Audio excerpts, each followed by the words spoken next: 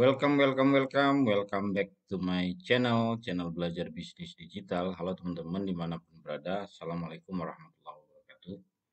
Jadi di video kali ini saya akan membahas paradigma tentang trading forex yang berkembang di masyarakat. Jadi setelah saya menjalani bidang ini sekian lama, jujur saja banyak orang yang mengalami kerugian, terus bermunculan perusahaan-perusahaan scam yang menjanjikan fixed income, terus ujung-ujungnya menghilang, sehingga muncullah berbagai macam persepsi atau paradigma yang cenderungnya itu negatif.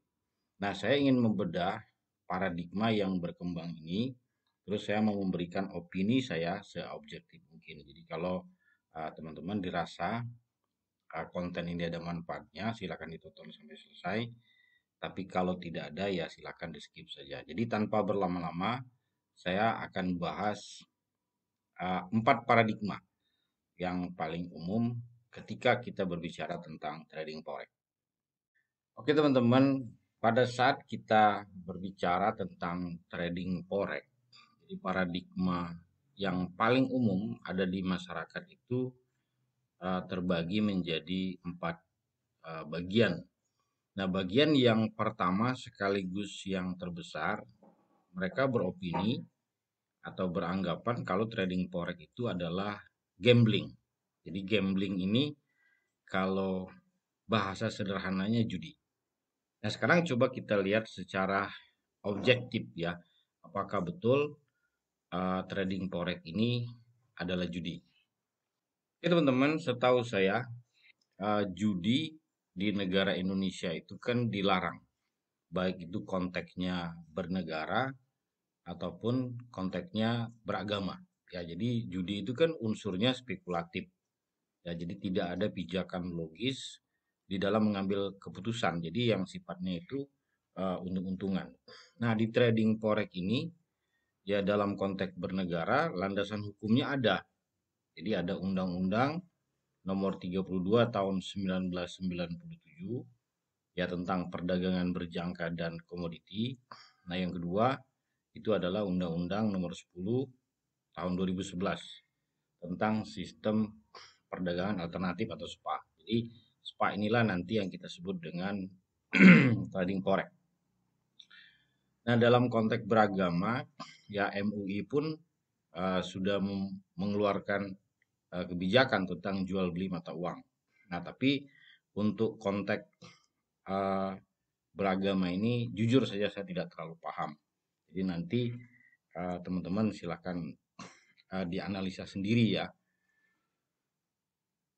Tapi yang ingin saya bicarakan itu dari sudut pandang objektivitas. Jadi ada beberapa teman yang membantah ya masalah undang-undang itu kan bisa diatur, direkayasa dan seterusnya dan seterusnya. Tapi saya ingin melihatnya dari sisi logis berpikirnya begini. Nah, sekarang coba kita lihat definisi daripada forex. Jadi forex itu kan sebenarnya singkatan dari dua kata bahasa Inggris. Jadi foreign, yang kedua adalah exchange. Jadi kalau definisi atau arti bahasa Indonesianya, forex itu adalah pertukaran ya. Jadi pertukaran mata uang dua negara berbeda. Jadi inilah aktivitas forex. Nah, kalau dalam bahasa Indonesia nanti yang kita sebut dengan perdagangan falas atau valuta asing. Nah, ketika orang melakukan aktivitas ya, forex itu sendiri sebenarnya nanti tujuannya ada dua. Jadi tujuan yang pertama sebagai alat bayar, nah yang kedua sebagai media untuk mendapatkan keuntungan. Jadi saya analogikan begini. Jadi misalnya kita liburan nih ke Singapura. Jadi pada saat Anda berbelanja, bayar makanan, terus membayar transportasi itu kan tidak bisa menggunakan mata uang rupiah. Jadi mau tak mau Anda harus menukarkan mata uang rupiah dengan Singapura dolar. Nah, jadi aktivitas ini sebenarnya itu adalah trading forex. tapi konteksnya adalah sebagai alat tukar. Itu contoh yang pertama ya. Nah, contoh yang kedua, ya misalnya untuk umat Islam yang berangkat naik haji ataupun umroh, itu kan tidak menggunakan mata uang rupiah, ya, tetap menggunakan mata uang US dollar. Jadi kalau dikatakan forex adalah judi, artinya semua yang berangkat naik haji ataupun umroh itu melakukan aktivitas judi. Bisa dicerna ya. Jadi ini sudut pandang eh, logis berpikir saya pribadi. Oke teman-teman, saya tidak akan membahas paradigma yang kedua ataupun yang ketiga di mana kita memperlakukan trading forex itu seperti main games atau hanya sebatas hobi.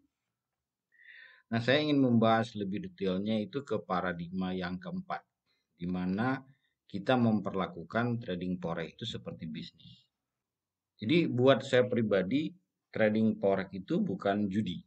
Jadi trading forex itu adalah bisnis. Nah, ketika kita berbicara bisnis apapun, ya sudah pasti ya apa sih yang ingin Anda capai. Jadi target atau tujuan apa yang ingin Anda capai melalui trading forex atau seberapa besar income uang yang ingin Anda dapatkan. Jadi dari sana perjalanan ini dimulai. Karena sangatlah tidak logis ya. Anda modalnya 10 juta terus ingin mendapatkan penghasilan 1 miliar. Jadi itu harus ada pijakan logis berpikirnya. Nah, yang kedua, bisnis apapun itu sudah pasti ada resikonya. Jadi ketika Anda mengetahui resiko Anda, nah di situ Anda bisa mengelolanya risiko tersebut. Nah, inilah yang menjadikan kalau risiko itu sebenarnya bisa dibatasi. Jadi pemahaman ini yang paling penting yang kedua. Nah, yang ketiga, bisnis itu kan butuh komitmen. Jadi ada hal-hal tertentu yang harus Anda pelajari ya secara logis ya. Maksudnya secara intelektual. Tapi ada hal-hal tertentu yang tidak bisa dipahami oleh logika berpikir ya seperti tekad, motivasi untuk memahami hal-hal baru yang terutama yang berhubungan dengan trading itu sendiri. Nah, yang ketiga, yang keempat, mesti realistis. Nah, ini yang saya katakan tadi di awal, uh, kalau modal Anda 10 juta, ya jangan membuat target 1 miliar. Itu sangat tidak realistis. Karena ketika Anda menentukan atau menetapkan target yang besar, maka di sana unsur spekulatifnya pasti muncul. Jadi ini 3 kunci sukses di trading forex dari sudut pandang saya pribadi. Nah, yang paling besar itu adalah mindset. Mindset ini adalah pola pikir. Nah, ini menurut data uh, ini mencapai 50% yang menjadi kunci kesuksesan kita di trading forex. Yang kedua adalah metode. Jadi orang yang berinvestasi 10 juta, 100 juta dengan 1 miliar itu metodenya sudah pasti berbeda. Jadi ada satu metode yang cocok buat si A tapi tidak cocok dengan si B. Modalnya beda, mindsetnya beda, mentalitasnya beda. Nah, yang ketiga adalah money, modal ya. Jadi modal ini salah satu penentu kesuksesan kita di trading forex. Jadi, oke teman-teman, ini sudut pandang subjektivitas saya pribadi. Semoga sharing singkat ini ada manfaatnya. Terima kasih. Assalamualaikum warahmatullahi wabarakatuh.